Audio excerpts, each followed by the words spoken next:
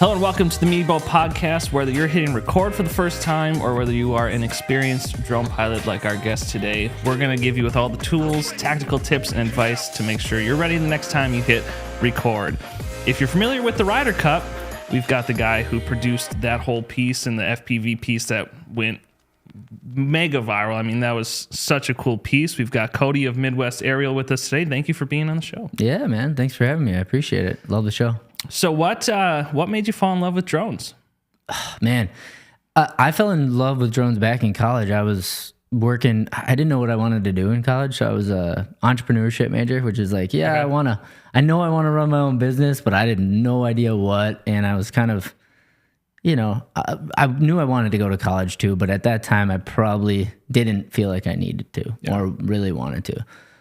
So I just like general business but entrepreneurship, that's what I want to do. So I was in a class there, and I was on the market research team for a new company that was in the agricultural space, and they were using drones to map farmers' fields and find crop deficiencies in their crops and know, how they could better get higher yields off of their crops and stuff. So that kind of blew my mind back then, what drones could do and how we could use them in the future. And that's kind of where I started. And then that's when I picked up my first drone and started flying. I want to touch on that a little bit.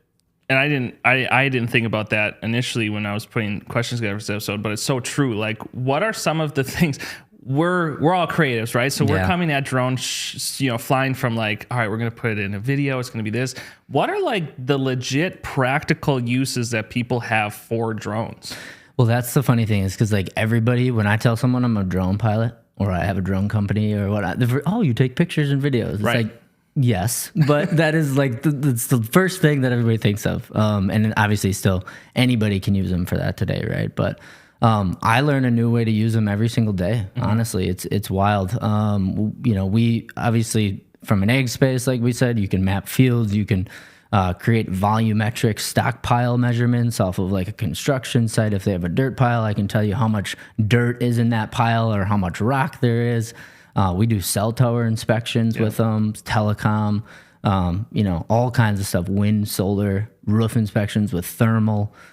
We went beaver hunting for a company to find and locate beavers that were clogging a dam that they couldn't find. So we went in and found them with thermal drones. So it's just wild. There's so many practical uses, and pretty much every industry can use them for a marketing purpose. But when you look at it as a grander scheme, I mean, insurance companies use them for claims and figuring out, roof damage or assessing a claim faster so they can get paid quicker and pay those out or accurately assess them. So, I'm still learning even today that there's just so many ways to use them. I've been personally conned at home for some gutter checks using the drone. So why not? I know exactly. Better than climbing on a ladder. And it is crazy because, so many things. It is one of those things where like you have the tool and then you're like, oh, but life can be easier because of this and that and the other. So yeah, I just really like. Well, I think you hit a good point. It's a tool, right? Just like anything else, like in your gimbals, your tripods, your lenses, your whatever it is, like it's a tool, right? It's like you're not using that tool for one specific thing. And we use different cameras and different lenses and different sensors on different drones. So it's really dependent on the application and the client and what they need to get out of it in order to make that tool what you produce the product that you need it to. Yeah. So drones are, I'm going to say they're maybe just past infancy. I think we're kind of getting into those. So what were some of your first flights like? I would say as an industry, we're still kind of tipping point of infancy stage as a market. But man, the first flights, I was flying a Phantom with the strapped in GoPro for the first ones. It was like we didn't have the ability to really move the camera as a gimbal. You didn't see the footage while you were shooting it. You just had to kind of hit record before you sent it up, and then hope it was good stuff for the most part. But first couple flights were just kind of practicing, getting my skills down. I think in today's age, everybody plays video games or has or knows how to, operate a controller, right? Or a keyboard, or has that idea of how you move through a game or how you experience that from a first person view perspective. So picking it up is a lot easier these days to most people. So, you get the controls down pretty rapidly, but it's how you use them. What settings are you dialed in? How are you using filters? How are you using different things to enhance that? But my first flights, man, I did not know what I was doing. I luckily, knock on wood, I don't see any wood around here, but I didn't crash one until like the first 5 years, and it was a battery defect. Battery exploded in the drone, and it popped out and went into the I was flying over water at the time. Actually freed up for it for like maybe 3 hours the next day because it has a GPS on it. Yep. I couldn't find it. It was like 15 feet down, free diving. But I had all of a sudden the crazy story. I'll just a little sidetrack on that. Please. But like it was 3 weeks later, all of a sudden I get a call from the police department, and this was up north, and they're like, "Hey, we have your drone." I was like, so you're already back home at that point. 3 weeks, yeah. I was way gone. It was a July 4th thing, and he's like, "Yeah, we have your drone." I'm like, "How? This is in the lake." It's like, "Yeah, someone saw you diving for it, and they saw it go down the night before, and they had scuba gear." I was like, "Well, that would have been nice to know." Yeah, he could have approached me when I was there. He's watching me from his dock dive for 3 hours, but just awesome that they found it, and then you have to put your FAA registration on the top of it, so they gave it to the police department. They looked it up in the directory. Yeah, I put a little sticky note on. It's on this side, but yeah, and it's like they found it, used it on the directory, and it still worked. Oh my gosh! I flew it. I didn't use it for any client work after that, but it worked. Like it fired up. I flew it around my property for a little bit. And I replaced the motherboard on it. I suppose, if the battery exploded and popped off, there's no electricity being, there's some residual in the caps and stuff, but you're pretty much safe at that point. Yeah. I was just shocked to turn on. It was in the water for a couple days. Right. But right.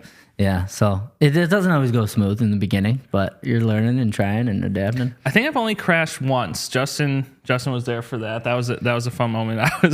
It was like one of those moments where I'm like I was tracking somebody to the side, and I knew I had to like maneuver around a tree. Yeah. But like Justin was also shooting, and I'm like I'm avoiding like three people, and I'm like the tree. Yeah, that'll get you. Like I replaced the blades. It was fine, but I was like, knock on wood again. I really haven't had any catastrophic events happening. Nice. But it happens. Yeah, you mentioned ease of flying. I think like one of the biggest, maybe it's kind of a made up barrier. I play a lot of video games, so I'm like, yes, give me that controller. Right. I want to fly this thing. But a lot of people, that don't know drones are like, how the heck do you fly that thing? Mm-hmm. Yeah. What would you say to anybody out there who's maybe either apprehensive to get into drone flying because of that, or, to anybody out there who's like unaware, like what is the ease of use of flying? I would say, first of all, start with one of those little toy drones, because honestly, those are harder to fly than anything that you're going to fly. Like they don't have GPS, they don't have position hold, they don't have anything that allows you to just kind of stall if you have something that goes wrong, right? Those things are, you let off the joysticks, it's like an FPV drone. Mm-hmm. You flops right to the ground, right? So they're super hard to fly, but it'll give you that touch and that feel of what's kind of going on, and then kind of pick up one of these guys that you have that you can get now for $300-$400 pretty easily, and they all have GPS on them. So if you launch and you just let it sit there, you take your hands off the controls, it's just going to hover. So you don't have a whole lot of risk in that, but I would say find an open field. Find somewhere with clear airspace so you're flying safe, that you can just kind of screw around and just fly and get the controls on it, because you can adjust everything on these things. Oh, yeah. Like gain, EXP of like how fast things move, and just really get it to your likings, just like video games, right? Yeah. Like you can change if you want it inverted or you want it however. I don't like every time the game's like, do you want to invert? Like every time I go back to play classic Halo, I'm like, why? No. Why would I ever want that? I know some people that do, but I'm like, why? Up is up, down is down. Yeah. Let's leave it there. Why mess with it? Not my thing, but you can do it if you want. Yep. But you can kind of change everything and, just practice really. There's no risk in you going out and doing open field and just kind of trying it out. Yeah. How do you, on the learning topic, how do you kind of maybe then develop, all right, maybe I've flown a few times open field. How do you develop kind of some of those movements, some of those skills? Yeah. Well, I mean, YouTube's great, right? As like with anything, you can kind of learn so many tips and tricks and setting changes that really will allow you to get those smooth cinematic, shots if that's what you're looking for.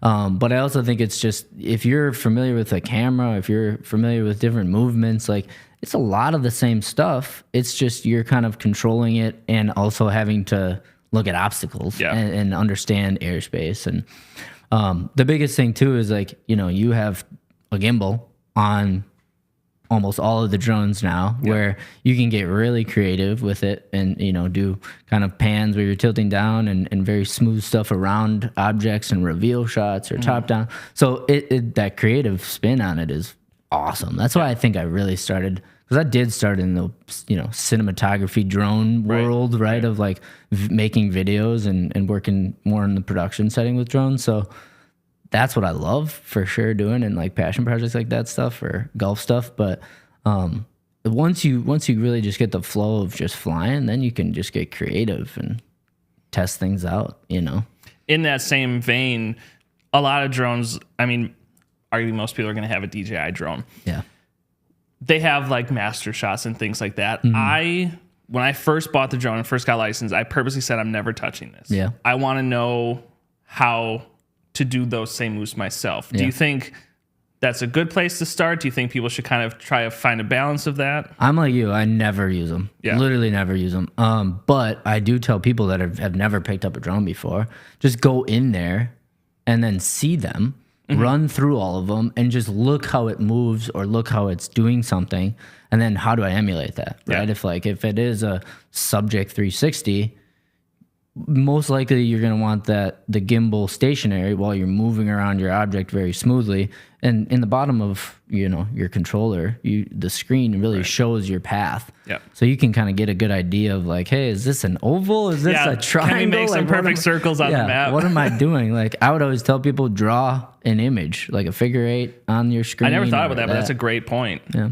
It's just a good way to write out a word or something. Because I mean, I always love, like, you go on Strava, people like run words in maps. Like, I don't know why I've never thought to do that with the drone, especially like if you're just learning. It's a great thought. A little practice, fun kind of thing. We did just kind of like a little seminar thing at a college the other week, and we did that with these middle schoolers in their STEM class.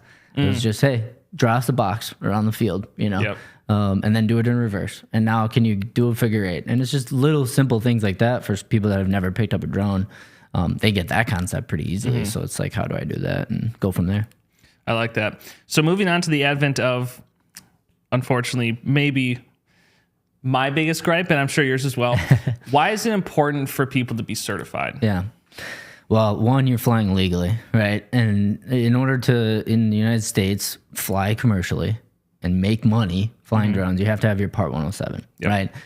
It's almost too simple to get, in my mind. And that's fine, because we need, I think I saw something the other day, it's like next 3 years, we need 100,000 plus drone pilots in the United States. So like the opportunity is out there. Yeah. But just, it's like anything else. Like if you need a license to do something, just go out and do it. It's very easy to get. And I would say what's even more important, I mean, I shouldn't say more important, but that next step where I couple them right next to each other is learn the airspace. Learn how to there's so many apps on your phone today that you can log in, drop a point, put in an address, put in coordinates, and just see once what airspace you're in. That way you can know, like, hey, I'm flying safe, or I can only go up to 100 feet here because planes are ripping over the top of my head, or I know I need to get an authorization for this. And it's pretty simple to get those as well once you get that, those steps down. But those two things, I think, are the biggest thing to just flying, in compliance with the law. But it is important for safety. Like you're a computer in the sky pretty much. So like bird strikes, and if you're flying over people and something like that happens and you drop a drone, even of this caliber, on someone's head, it's not good. Like you're in some serious trouble. And there's been some instances now where the FAA has cracked down on some violators Finally they're doing it. There's plenty of drone police and trolls out there on the internet that will call you out if you put stuff on there. But at the end of the day, who cares, right? If you're flying legally and you have all this stuff in place, you're certified, you've done all of the things that you need to do to make sure that's a legal flight, then who cares about what they say, right? You're doing it right. So I would say just make sure you're following all those steps. Yeah, I think that's the biggest thing, because like even flying safe, we're both certified. Like I'm still like, if I can avoid a lot of things, I mean, Jess and I were shooting some work a couple months ago, and I shouldn't have done it, but I did the land on your hand. Oh yeah, and it plenty of times came a little far, right on the finger. That bled like you wouldn't believe. So it's like, you'd hate for that to be accidental on somebody, and it's just like, oh my gosh, like that.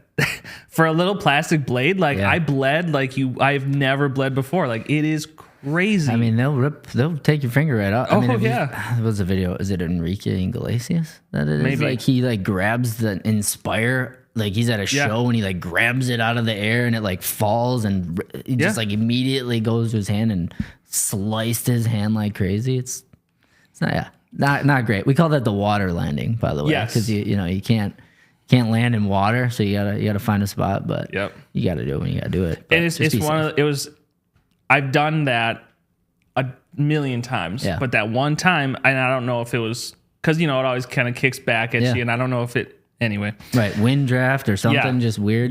Never know. So you mentioned it's easy to get your Part 107. It's obviously very important. Obviously, Casey Neistat inspired a lot of people to just fly, and unfortunately, a lot of it was maybe unsafe. But, what are some resources out there for people that maybe do want to take that step and say, all right, I really want to fly this safe legally to get their Part 107? Well, I mean, when Casey was doing it, it was like, it wasn't really. There were no regulations. It was a wild, wild west. Yeah, it wasn't. I don't even think we had the Part 107 back then. So at that point, whatever. It was what it was. You were just flying. I mean, when I first started, there wasn't Part 107. There wasn't that in place. So there's plenty of educational courses out there online, YouTube as well. Obviously, there's plenty of stuff. I've actually a guest instructor with Drone Launch Academy as well. Awesome. That they do some stuff with different courses and whatnot. But we have some of those resources on our website too, that anybody can go and grab a Part 107 course and just kind of figure out everything that you need to learn from airspace, because they do, it's obviously a lot of airspace. It's wind. It's actual just temperature variance. It's so much stuff that you wouldn't think of when you're flying a drone. A lot of aviation type stuff that reading sectional charts. I think that's like anybody that I've found that has failed, that's what they failed on, right? Is the sectional chart reading, because it's tough. I mean, it is. If you don't know, there's a lot going on those maps. But it also walks you through kind of how to take it, how to register for the test, what do you need to do after, all that stuff. So I would say, YouTube, or find a course out there, and a lot of them give you guaranteed money back if you don't pass too on the first try, which is great. Admittedly, I just went. The Northrops did a great 3-hour piece. There were a couple other people that I watched, and I was 10 hours of studying and passed with flying colors. So it is very easy for sure and very important.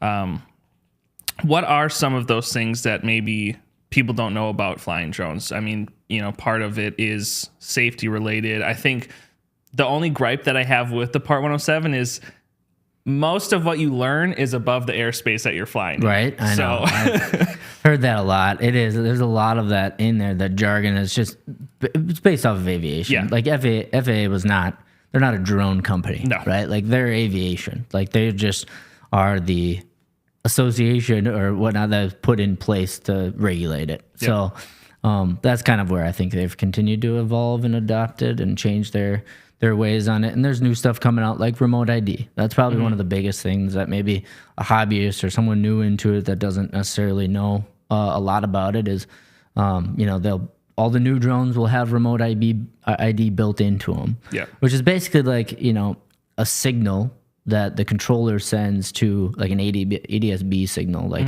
how airplanes communicate with one another.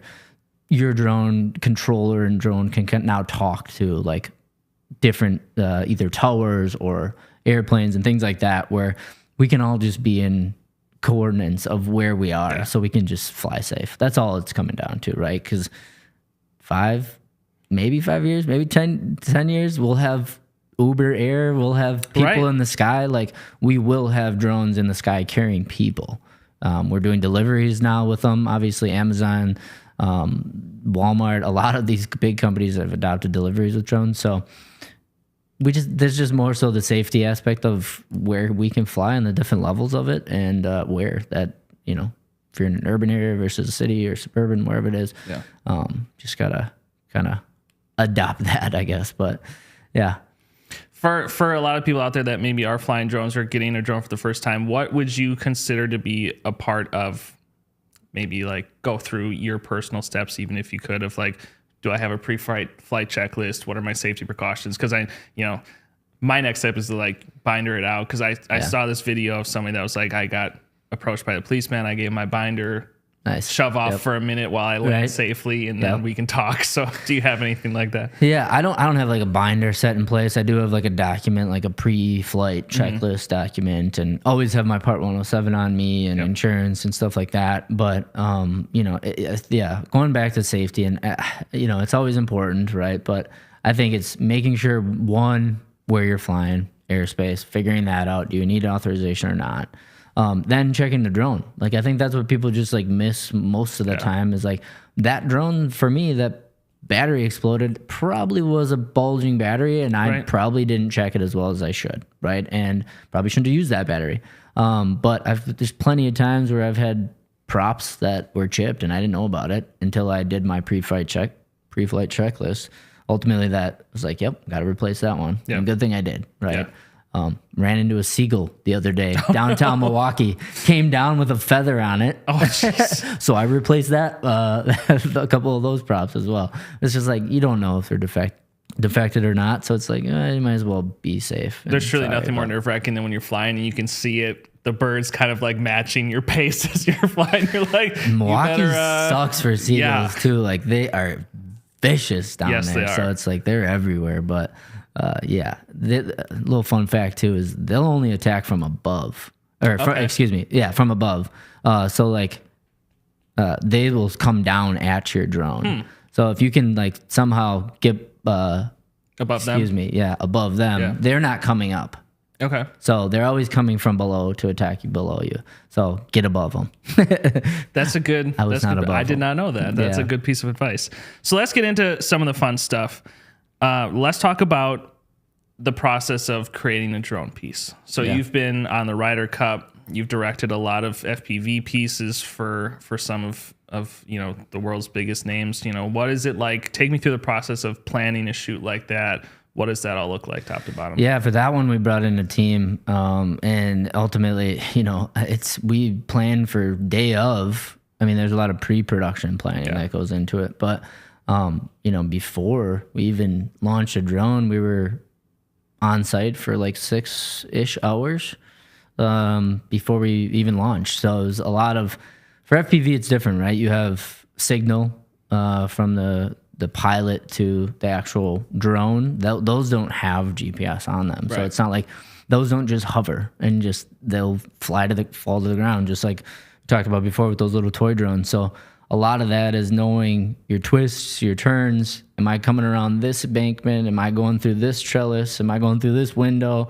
And kind of planning out that whole entire route. And then knowing signal-wise, are we going to be able to get through this flight and get enough signal throughout these long flights? Because a lot of times on those one takes, it's you're covering a lot of ground, right? They got to be pretty centralized. Yeah, for sure. If you look at the Ryder Cup one, the pilot was actually we go below like a walkway in the beginning. He was hiding in that walkway up top, which was kind of centrally located. Yeah. But there were some times when we got on the outer skirts of the clubhouse and stuff that, we were pushing close to, but we had solid signal strength where we felt confident. But some of the times, I've seen it too, and some of we haven't done a whole lot of them on this regard, but like they'll push the pilots like in like a rolly chair behind the drone so that they get solid signal if it's in a building with a lot of concrete line or of sight something is like pretty that. Important. Yeah, like line of sight, for sure. But Yeah, and then also figuring out who's not going to be in your shot. Yeah. That was a lot of ground with a lot of people around for that event. There was so many things going on that ultimately we had to have people staged throughout the course or the flight map there, where we had to let them know, like, hey, stay back. We can't get you in the shot. There is a spot in the video. I don't know if you've noticed if you've watched it or not, but like there's a spot where we had to do some effects to blur some people out because they snuck through one of our gaps. And we only had 30 minutes with the trophy. So we had to just nail it. And ultimately, we that was the shot. The flight was perfect. So we had to be like, all right, looks like we got to do some editing and just edit them out. Is a lot of it kind of doing it multiple times and then kind of just, all right, this was the best one. What's the least amount of error to fix? Yeah, I mean, sometimes some of the flights when you're doing practice flights, those are the best ones, right? Like, that was sick. We nailed that, but we didn't have the trophy at the end or, something like that. So it is a lot of on the fly type of stuff too. It's like the pilot either screwing around and find something that's like, well, that path would be way sicker. You get that, there's so much into it that people don't think about. And I think you guys have talked about on one of your past podcasts that I listened to about the production, like everything's planned, right? Like you look at a video, 99% of it's intentional. And some of it is just in the moment, spur of the moment stuff where it's like, yeah, that's just looks really awesome. And let's just go with that. How many pre-flight tests do you typically do in something like that for a one take? The FPV stuff is all over the place. If it depends if it's a longer flight or if it's coordinated, if you have people actually doing action items and stuff.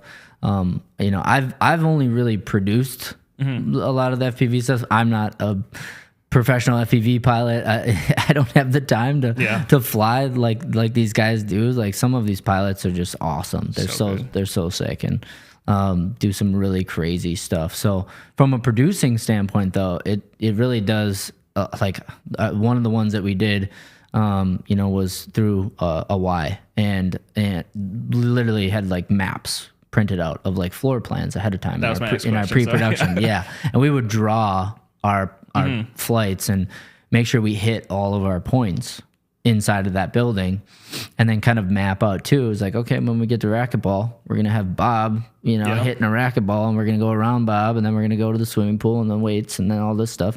And then you kind of match that up as you get there and do that walkthrough and figure it out.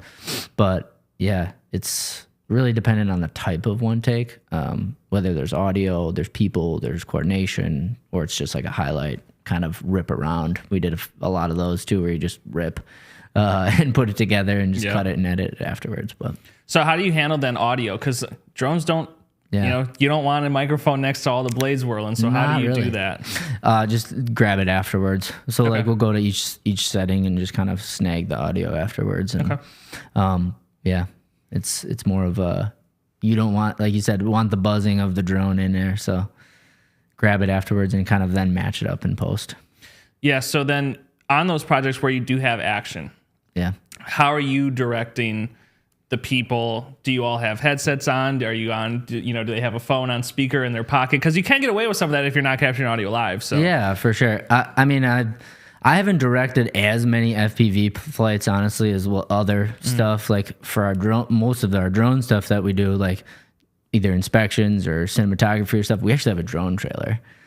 So we have a monitor up top where we live feed the drone footage back into the monitor. So the client can be in the trailer and see what's going on. So that me as a director, or if I'm flying it, can validate to the client, like, yep, that's what we need right away. It's like a monitor on a set, right? Yeah, like absolutely. Video village. Yeah, exactly. So we just have a trailer with it that can go anywhere. But from the directing side, it's a lot of trusting the pilot and the people having to trust you also, right? It's like flying a drone at people. It's like they get scared about it, right? So it's like, these are fine. These have, the propellers and housings and all that stuff. So I think it's just trust more than anything, that the pre-production and the planning and the safety and everything's taken care of. are you typically the one calling the things out, or is the pilot kind of maybe, because, how many times are you like on the fly, got to make some quick adjustments, I'm a little bit behind my route? Yeah, I think it's a mixture of both for sure. Like you're talking to both of them. Either we have a headset on, or we have the team that's ultimately in place to know the turn or the action. A company that I work with quite a bit, Indoor Drone Tours, good buddies of mine. Like they ultimately they'll have like someone behind the drone as well, like on speaker, loud, and like have headphones on and things like that, where ultimately they will call out these actions. It's hopefully like, not getting the hey, shot. hit the shot now. Like, shoot this, shoot that hoop. Like, do this. If you watch the Y one, I was the one shooting hoops in the basketball court. So it's like you hear those shots come out and all that stuff too. So it's sometimes you direct and from behind it. Sometimes it's like you call in and you got to be an actor in some ways too, and or different things. So you got to be flexible. I think that's like anything, right? Yeah. So you're talking about, you came through college through the entrepreneurship course. Obviously, drone is for you your career. So talk to us a little bit about your business and how that kind of started and really what you're working on. Yeah, I mean, MAP, so Midwest Aerial Productions, I started 2 years out of college. Was working for a sales company. I hated it. I absolutely hated it. And ultimately, I just wanted to do something more passionate about. Yeah. And I actually quit to work at Whistling Straits, where the Ryder Cup was. Okay. I was a caddy there. Nice. And while I was caddying, I was starting up my business, but I was meeting people, asking them questions, because there you're meeting with, you're caddying for pretty powerful people. Oh, yeah. Most of them are CEOs or CFOs or CEOs, somewhere in higher and executive level. Ultimately, I'm just picking their brain while I'm on a golf course for 5 hours a day with them, where they're the most relaxed. And like, if I'm on a meeting with them, I'm getting 20, 30 minutes maybe, and they really don't, that's tough to get. Yeah. So I'm picking their brain on just any industries that they were in and figuring out, hey, how are drones going to be used? How are you thinking about them? Are you thinking about them? At that time, a lot of them are like, well, no, actually, we haven't really thought of that. So a lot of that was research just on my end, networking, figuring out how we're going to build a business around it. And then I started it just local, a lot of local stuff, man. Just like anything, just really just getting out there, flying, trying to get my name out there and network. And then it turned into something where we had clients from across the Midwest and beyond that they needed qualified licensed pilots that they knew they could get consistent, good quality data, right? Yep. Or imagery. So as much as I love to travel, I didn't want to be driving and flying and doing all these things where I would rather have helped other pilots, helped them get more income and revenue streams. And so we turned in more of a brokerage firm where we really helped clients get these pilots that were great for their specific job, right? And not everybody's a cinematographer with the drone or, has thermal capabilities or mapping experience. So we found the right pilot for their specific job, which gave them great experience. And then the pilots as well, just that consistency. And through that, kind of learned a lot about the industry and how, drone pilots they're not business. A lot of people, they're not business people. Like they love flying drones or they're nerds like us and they want to like just nerd out and fly and do all that other stuff. And it's like, you know what? Why have not give them an ability to just manage everything on the back end? And that's where we kind of created our new company, Droneadair, which is a software platform now that allows these pilots to book jobs, get paid, schedule missions, manage their clients, and then also get tied into these enterprises for recurring revenue streams down the road. I think that's great. And, one question that is so easy to ask is, how do I got a drone? Because, I mean, drones are kind of a cheaper barrier of entry to like kind of that creative entrepreneurial shit. Yeah. There is the data gathering and other ways to use drones, but like for a lot of people, I think especially now with the way, drones are kind of pivoting toward the cinematography side more so than the utility side. How do people go about getting their first clients? Obviously Droneadair is a great resource for people that, it is kind of an all-in-one stop, but I remember when I first was looking into getting a drone, even before starting at any company, I was like, do I hit up real estate agents? Right. Do I, how you obviously had a great, caddying for everybody to do that and do your own research. But how would you kind of suggest people maybe get started in some of those first clients? What are you passionate about? I mean, ultimately, right? If you're gonna love doing something with drones or without, I always tell people like, where could you see yourself doing it every day, right? Mm-hmm. Are you happy waking up and going to a construction site every day? Like, are you with your people there? Are you fulfilled in that job, right? Are you gonna be able to then sell yourself into that market? Like, real estate is one that always people gravitate towards too, right? Because there's a ton of realtors out there, and real estate is always going to be there. But it's not for everybody, right? So I think it really comes down to what are you good at? Like, are you good at editing? Are you good at actually flying? Are you good at mapping or any of that stuff? Find what you're good at, what you love, and then ultimately, are you going to be happy, and can you sell yourself into it and market to that specific niche? But don't get me wrong, like, it was also like so for me to say, because I did not niche down, I didn't do that. I was like the complete opposite of finding a niche. But I do tell people, like, if that's what you want to get into now in today's market of where we are in the drone industry, you do need to find a niche to start. You're going to get other clients throughout that process of growing your business in different areas, and don't be afraid to take those jobs for sure. Right. But just to start, find that niche and get really good at it. And drone cinematography, I'm going to kind of pivot selfishly into like storytelling. Right, I love that spot. It's unfortunately, I think a lot of times for us specifically, we're accidentally pigeonholed into like, oh, but like drone shots just get a quick establishing shot. Yeah. How do you combine a drone shot or drone shots? Like, how do you combine drone work as a whole into a complete story for whether it's only drone work or whether it's drone, complementing some actual cinematography work? Yeah. I mean, it comes back down to like your pre-production too, right? It was like, what is the story are you trying to tell? Like, what kind of job is it? For like the FPV stuff for the Ryder Cup, like that was all drone. That was never going to be anything else. Like, we've done whole tours that they're just going to be drone stuff, right? Is it a specific action that you're just trying to get with that drone as an established? Because I think, as you see today in like productions, right, they are most of the time, they're the intro shot they're the outro shot. It's like, let's get us out of just that, because it's way more than that, right? Yeah. It's like, I also think it's so sick moving from scene to scene and establishing, yes, those shots, but also like, I'm sure you've seen some of these clips, but like now we can put like handles on drones and like move them through the shot.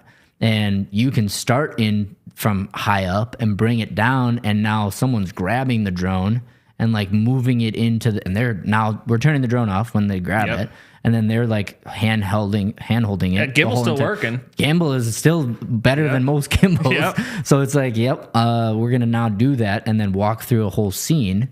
And then as that scene is like finishing up, now I'm also then turning that drone back on and taking off again and moving it from scene to scene. There's one that I can't remember where they did it, but they're in like a hotel room. That went super viral. Hotel room. I feel like I know which one you're talking about. They grabbed it and then it like went straight down, straight down the building, out the window, and like followed this car that was coming under this viaduct, and like then it's like next to the car and it turns and it goes into the car. That was like a FPV that they had, and then they grabbed it by like a handle and like was in the shot in the car with them. Action scene, and then boom, out the car again, and now we're to the next scene. So like those whole scenes can be done with drone. And it's a creative way to do it, and that's captures people's attention. That's just one way, obviously, I think that people don't think about. They think, well, I'm not grabbing a drone, but there's pretty cool ways that you can do it. Yeah, I think my biggest hurdle in that is typically you're going outdoor to indoor. Yeah. And maybe I'm just being too picky, but like that moment where all of your settings kind of have to realign to being inside, it's just like, I hate that 2 seconds of like, you can see everything just falling just apart for a second. Round. Just do a little speed round, right? Yeah. Fly through it. Yeah. So what is your take on pre-built drones versus custom-built drones? Yeah. I mean, obviously, depends on the situation, right? Like any DJI drone is obviously, unfortunately and fortunately, they're the market leaders, right? Yeah. So they're great, amazing, pre-built, quality drones that are going to work most of the time, right? And just get you really good stuff. If you're looking at the FPV side of things, they're not as well built, and the cameras aren't as great as what you strap in a GoPro 11 or 12. What are we on these days? 12? I think we're 13? On 12 now. Yeah. You know, and you can get the 10-bit and 12 and all that stuff where you can really dial in your settings. But also you don't have the flexibility of like doing crazy flips and maneuvers and all this other stuff. And I believe if you're going to get into FPV, start with a smaller one, you know, try to build it yourself. And just kind of test it out and learn on a sim. A lot of people, you know, don't really know that those are out there. So learn on a simulator and just get the feel of it before you go out and fly and crash one. I haven't flown an FPV yet, but I have run the simulators. It is very different. Yeah, for sure. I mean, you're able to just do barrel rolls if you want. Like you can just do crazy things like 100, you know. You can do more than 100, but legally I think it's 100 that you have to stay under. But there's like, you know, the racing drones is now on ESPN, and I think one of the guys that won it a couple of years ago, he's from Oshkosh actually. Oh, really? Okay. On the the drone racing league. Yeah. So it's like there's so many ways out there that you can kind of take those FPVs to a new level. Those are so cool to watch because it's like, especially ones like that are inside of stadiums, and it's like, you know, how do you create a 3D space that is a checkpoint that everybody has to follow the, you know, like there's the planning in that alone has got to be crazy. Oh, it's insane. Yeah. I mean, you're ripping turns and doing flips and crazy things. With other drones around you, no less. I mean, some of the crashes are more fun to watch than anything else. They get pretty upset by it, but it's fun to watch. It's entertaining. Yeah. So where do you see the future of drones? Whether that's the drone itself, the business side? Yeah, I mean, I see a lot of beyond visual line of sight stuff happening, right? We're talking like long range flights where, you know, we either have multiple checkpoints of visual observers that are passing off that, or, well, that's not beyond visual line of sight, but that is one way that we can do it today. That is part of the rule is you have to be within line of sight, so it is important to... Correct, yeah. Beyond visual line of sight, we're looking at, obviously, the regulations fully being adapted and continuous happening now, but being able to fly a drone from sitting right here, that's in Texas or Colorado or somewhere else, that, you know, there's someone there sometimes by the drone, but drone in a box, if you've heard that term coined before, there's literally drones out there today that will sit in this box, that they can land in it, it closes, it charges, it can dump the footage, it can do all of these things at once. It has a weather vane on it. You can set you know, automated flights with it, all that stuff. So a lot of it is, I see deliveries being huge in the future. Yeah. That's a massive market. Surveying and mapping is one of the largest growing sectors in the drone space, where every piece of property needs to be mapped or surveyed or inspected or something along those lines. So I think I saw something like globally that's like a $500 billion market in like 10 years. So huge opportunity there. And, you know, the autonomous flights is something that is going to continuously improve and go forward as we get the regulations. How do you see it playing out when it is something that, like, you know, because like I said, you know, right now the test is kind of, we're going to teach you the airspace that airplanes are flying in commercially, but there's really not a lot in that middle ground between, you know, us on the ground and those flights. So obviously deliveries are going to be a thing. Eventually, you know, everybody keeps saying, well, we're going to have flying cars, this and that. Yeah. How do you regulate that? I don't know. I'm not that person to tell. Yeah. I mean, I'm not, I know enough to be dangerous, but I wouldn't be the one sitting in the regulations room. But you know, you have to just have buy-in from government agencies, you know, cities, state legislator, FAA, all of that we like need to work at it together, you know, to ultimately find a better way to segment, you know, that airspace and just be safe for everybody. All right. I couldn't agree more, and I'm excited to see where the flights take us. Thank you so much for being on. Do you have any last words or any plugs you want to give? Yeah, no, I appreciate you having me on, and obviously feel free to reach out. Anybody that wants to talk drones or business or anything. Yeah, Cody Retlich on Instagram or Midwest Serial or Droneadair. And definitely check out Droneadair, everybody. It is a great resource for everybody who's looking to grow. I admittedly just happened yesterday, but I've been following it. You know, I've been watching as you've been building it, so I do understand kind of the process of it. But you know, it's especially for something like a side hustle thing. Yeah. You know, just to have that space where it's like, you know, I put a $1,000 into a drone and I can go do all these things, you know, grow my client base, and maybe it becomes your full time. Yeah, so. that's our whole goal, is like get side hustlers, weekend warriors, the ability to like realize it's a full-time career.